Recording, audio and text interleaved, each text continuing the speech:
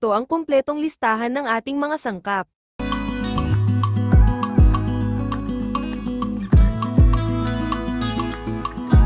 Ihiwalay natin ang sabaw o juice ng ating mixed fruits.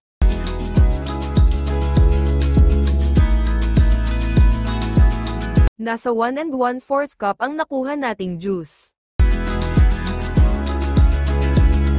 Maglagay tayo ng iilang mixed fruits sa ating molder.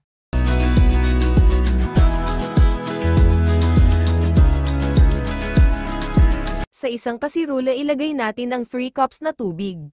Ilagay natin ang 25 grams na kulay puti na unflavored na gulaman. Haluing mabuti.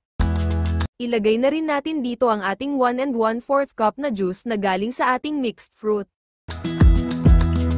At ilagay na rin natin dito ang ating 410 ml na cream dan soda. Haluing mabuti bago natin isalang sa apoy.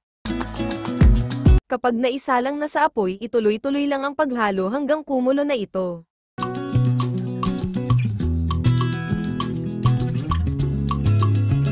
Kapag nakulo na, hanguin na ito agad.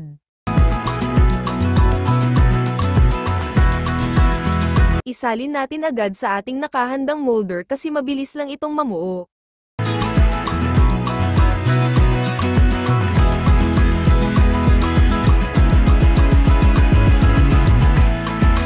Maglagay pa tayo ng iilang mixed fruits. Tapos cream uli.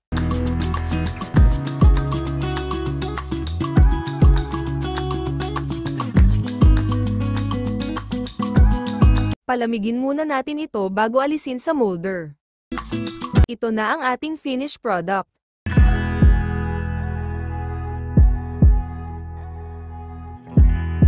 Napakasarap nito guys at ang bilis at madali pang gawin, kaya try nyo ding gumawa nito.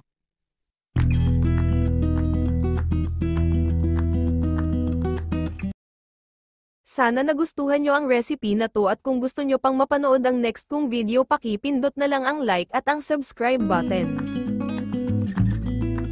Maraming salamat sa panonood hanggang sa muli kong video. God bless all.